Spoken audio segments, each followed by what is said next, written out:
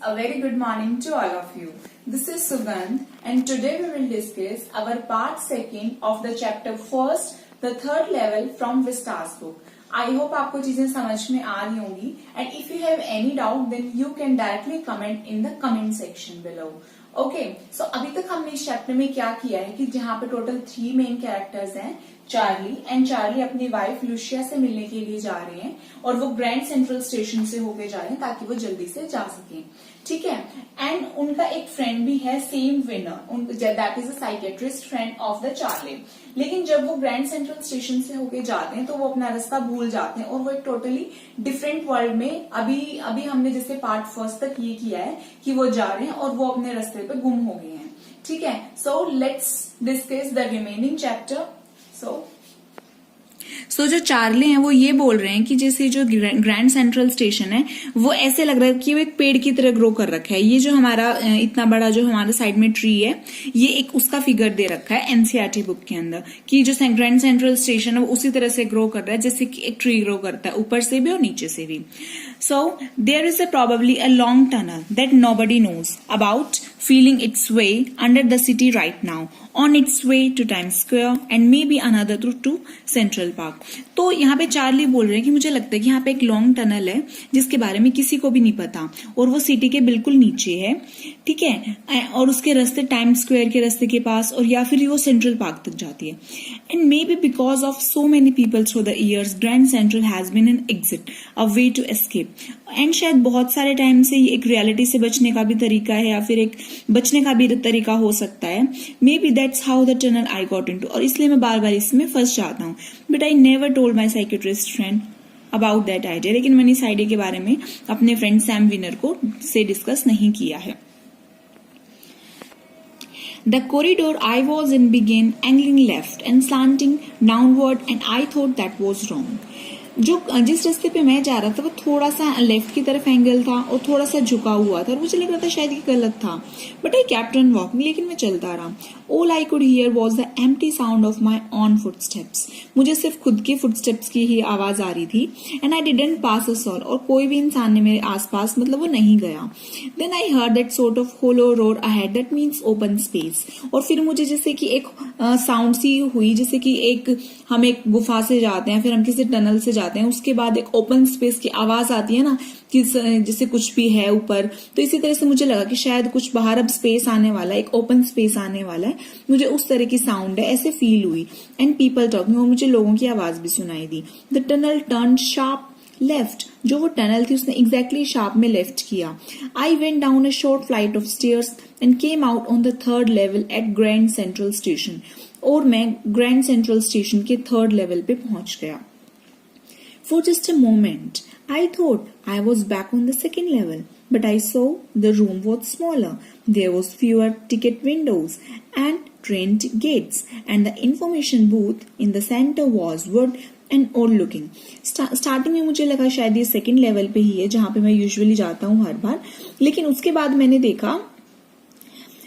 मैंने देखा कि सेकेंड लेवल नहीं है, ये एक थर्ड लेवल है जहां पे टोटली मतलब टिकट विंडोज भी कम है, ट्रेन गेट्स भी कम है, इंफॉर्मेशन बूथ का जो सेंटर है वो वुड से बना हुआ है और वो ऐसे लग रहा है कि वो जैसे पुराना है।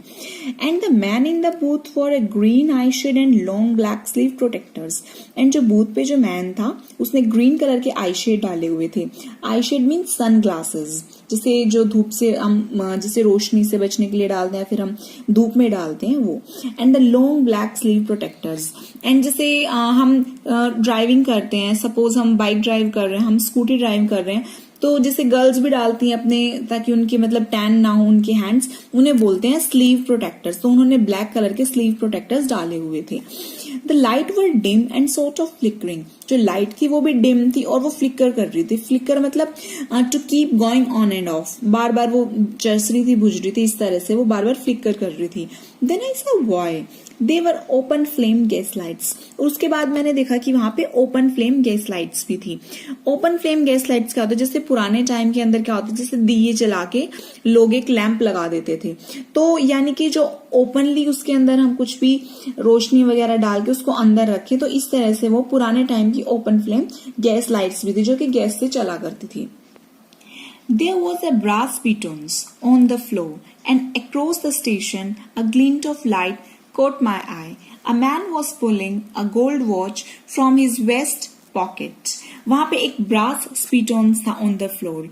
स्पीटॉन्स होता है जिस तरह से एक जो मतलब लुटिया सी होती है उस शेप का फ्लोर पे एक ब्रास के अंदर रखा हुआ था, जैसे कि पुराने टाइम में साधु संत भी उसको पकड़ के उठाया करते थे, तो उस तरह से मतलब कोई भी चीज, तो वो था ब्रास पिटन्स. एंड मैंने पूरे के पूरे स्टेशन पे देखा, वहां पे एक शाइन थी. ग्लिंट का मतलब है शाइन थी, जिसकी तरफ से मेरी आईज एकदम से पकड़ी गई. मतलब मैं उस चीज में फंस गया, मैं देख रहा था उन सारी की सारी चीजों को. A man was pulling a gold watch, और एक आदमी एक अपनी गोल्ड की वॉच निकाल रहा था from his vest pocket. Vest का मतलब है जैसे कि जो हमारे अंडर गारमेंट्स होते हैं उनके अंदर पॉकेट्स होती हैं, तो वो अपने अंदर वाली पॉकेट से उन चीजों को निकाल रहा था, उसकी वॉच को. ही वॉर अ डर्बी हैट. अभी हमने जैसे लास्ट पार्ट फर्स्ट में हमने किया था कि एक स्ट्रॉ हैट थी, जिसे जो फॉरेनर्स होते हैं वो उस तरह की हैट. एंड एक नाउ यहाँ पे बात कर रहे हैं डर्बी हैट की. जैसे कि स्ट्रॉ हैट तो ये थी, एंड डर्बी हैट इस तरह की, जैसे एक हैट होती है जो कि एक पतली पतली सी लाइनिंग होती है, बाकी चिपी चिपी सी होती है, तो इस तरह से. सो ही वॉर अ डर्बी हैट. अब वो एक इंसान की बात कर रहा है, वो मतलब जो अपनी पॉकेट से वॉच निकाल रहा था. He snapped open the cover, glanced at his watch and frowned. उन्होंने क्या किया, झपट लिया अपने कवर को और उन्होंने वॉच में देखा. And to show you are angry, उनको बहुत ज्यादा से गुस्से से फील हुआ. अब वो उस इंसान की बात कर रहे हैं. And he wore a derby hat, a black 4 button suit with a teeny lapels, कि उन्होंने 4 जिसके 4 बटन होते हैं वो वाला सूट डाला हुआ था टीनी लैपल्स के साथ. यानी कि लैपल्स का मतलब क्या होता है, one of the 2 parts of the front of coat that are folded back. जैसे कि जो कोट का जो फ्रंट पार्ट होता है वो जो अगर हल्का सा पीछे की तरफ मोड़ दिया जाए उसको बोलते हैं हम कि टाइनी लैपल्स, हल्का सा नीचे वाले पार्ट को मोड़ देना. Okay. And he had a big black handle bar moustache, और उसकी बड़ी बड़ी काले रंग की हैंडल बार मुस्टैचेस थी. मुस्टैचेस मतलब मूछें, जैसे कि मैंने एक फिगर से आपको, जैसे हम थोड़ा सा राउंड की तरफ ऊपर से घुमा देते हैं, या फिर जो पंजाबी जो कल्चर के लोग होते हैं वो भी आजकल इस तरह से चीजें करते हैं, that is handle bar moustaches. Then I looked around and saw that everyone in the station was dressed like 18, 19 something. मैंने उसके बाद देखा कि स्टेशन के ऊपर हर एक बंदा 18, 19 के अकॉर्डिंग उन्होंने ड्रेस किया हुआ था, 18, 19 सेंचुरी के according. I never saw so many beards, sideburns and fancy mustaches in my life. और मैंने कभी भी नहीं देखा था इतनी सारी जैसे दाढ़ी को, साइड बर्न्स को. साइड बर्न्स होता है जैसे कि पहले वाले टाइम के अंदर साइंटिस्ट वगैरह होते थे तो उनके साइड में बहुत सारे जो हेयर्स होते थे उसको बोलते हैं साइड बर्न्स. जैसे कि यहाँ पे जो ये मैन है इनका पूरा का पूरा जैसे साइड वाले बहुत सारे हेयर्स हैं, इनको बोलते हैं साइड बर्न्स. तो वहां पे बहुत सारे मैन थे, उनकी बहुत ज्यादा फैंसी मुस्टैचेस थी जो उन्होंने कभी नहीं देखी थी. A woman walked in through the train gates. She wore a dress with a leg of mutton sleeves. अब एक विमेन साइड से जा रही थी ट्रेन गेट से, उन्होंने एक ड्रेस डाली हुई थी जिसकी मटन स्लीव्स थी. यहाँ पे मैंने फिगर से आपको एक बार एक्सप्लेन करने की कोशिश की है. मटन स्लीव्स होते हैं जहां पे जो शोल्डर वाले स्लीव्स हैं इनको हम हाईलाइट कर देते हैं, बहुत हैवी हैवी सी होती हैं, तो ये इनको मटन स्लीव्स की बात कर रही हैं. And skirts to the top of her high button shoes. और जो उनके बहुत ज्यादा हाई बटन, उनके जो शूज थे वो बटन थे उनमें, मतलब वो बहुत ज्यादा जैसे हाई मतलब लंबे लंबे जो शूज होते हैं, लॉन्ग बूट्स होते हैं, उनकी तरह थे. Back of her out on the tracks I got a glimpse of locomotive. And उसके बाद पीछे ट्रैक्स के ऊपर मैंने देखा कि वहां पे एक लोकोमोटिव है. लोकोमोटिव का मतलब होता है जैसे एक जो ट्रेन होती है या फिर जैसे जो मालगाड़ी होती है, जैसे जो पुराने टाइम के अंदर जो ट्रेन्स होती थी, तो जो पुराने टाइम के इंजन्स होते थे, ट्रेन्स होती थी, तो इस तरह से हम इनको बोलते हैं लोकोमोटिव. तो उन्होंने स्टेशन पे ये चीज देखी. A very small carrier and Eve's locomotive with a funnel shaped stack. And then I knew. And उसका तो जैसे छोटा सा करियर था, एंड उसके बाद ईव लोकोमोटिव था, वहां पे एक फनल की शेप का, जैसे जो वेसल होता है उसकी शेप का, और मुझे पता है क्यों. To make sure, I walked over a newsboy and glanced at the stack of papers. मैंने थोड़ा सा जैसे पता लगाने के लिए तो मैंने एक न्यूज बॉय के पास गया, जैसे जो न्यूज पेपर्स वाले होते हैं उनके पास, एंड मैंने बहुत सारे पेपर्स उधर देखे. It was the world and the world hasn't been published of year. ये न्यूज़पेपर की पिक्चर भी साइड में दे रखी है कि उन्होंने देखा द वर्ल्ड न्यूज़पेपर था, और जो द वर्ल्ड न्यूज़पेपर था ये आज के टाइम में बिल्कुल भी पब्लिश नहीं होता था, जैसे चाले के टाइम में नहीं होता था, ये बहुत टाइम पहले पब्लिश होता था, और उन्होंने वही न्यूज़पेपर देखा. The lead story said something about president Cleveland, and जो इसकी प्रेजेंट स्टोरी थी, जिसके ऊपर फ्रंट पेज के ऊपर न्यूज थी, ये स्टोरी बता रही थी प्रेसिडेंट क्लीवलैंड के बारे में, यानी कि जो उस टाइम प्रेसिडेंट होते थे. I have been found that front page is since in the public library files and it was printed June 11, 1894. और मैं बहुत ज्यादा हैरान हो गया कि मैं एक उस टाइम में हूँ जहाँ पे जून 11, 1894, यानी कि मैं एक टोटली डिफरेंट वर्ल्ड में हूँ. तो उन्हें ये सारी की सारी चीजें दिखी कि जैसे वो बहुत ज्यादा टाइम पुराने पहले वाले वर्ल्ड में चले गए हों.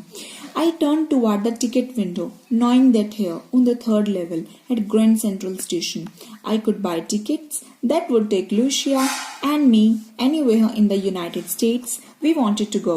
तो मैं फटाफट से टिकट विंडो पे गया जो थर्ड लेवल पे था ग्रैंड सेंट्रल स्टेशन की, और मैंने सोचा कि मैं अपने टिकट्स लेके अपने वापस चलता हूँ जहाँ पे मुझे लूशिया के पास जाना है, या मैं कहीं पे भी जा सकता हूँ यूनाइटेड स्टेट्स में. So in the year 1894 and I wanted 2 tickets to Galesburg Illinois, कि मुझे 2 tickets चाहिए थी गेल्सबर्ग के लिए. Have you ever been there? क्या आप वहां कभी गए हैं? It's a wonderful town still, और ये अभी भी बहुत खूबसूरत टाउन है. With big old frame houses, बड़े बड़े हाउसेज हैं जिसमें huge lawns, बड़े बड़े lawns हैं, and tremendous trees, जहाँ पे बहुत बड़े बड़े terrible trees हैं, whose branches meet overhead and roof of the streets, जिसकी branches वो ऊपर से भी मिलती हैं और वो नीचे से भी मिलती हैं. And in 1894, summer evenings were twice as long and people set out on their lawns. In 1894 के अंदर जो समर की जो शाम की इवनिंग्स होती हैं वो उतनी बड़ी लंबी होती हैं जिससे जो लोग हैं वो आपस में भी लॉन्स में बैठते हैं. The men smoking cigars and talking quietly, आदमी हैं वहां पे सिगार्स ले रहे थे एंड आराम से बातें कर रहे थे. The women weaving palm leaf fans, जो वीमेन थी उन्होंने पाम के पत्तों से जैसे फैन बना के हम हवा करते हैं वो इस तरह से कर रही थी. With the fire flies all around, fire flies यानी कि जुगनू.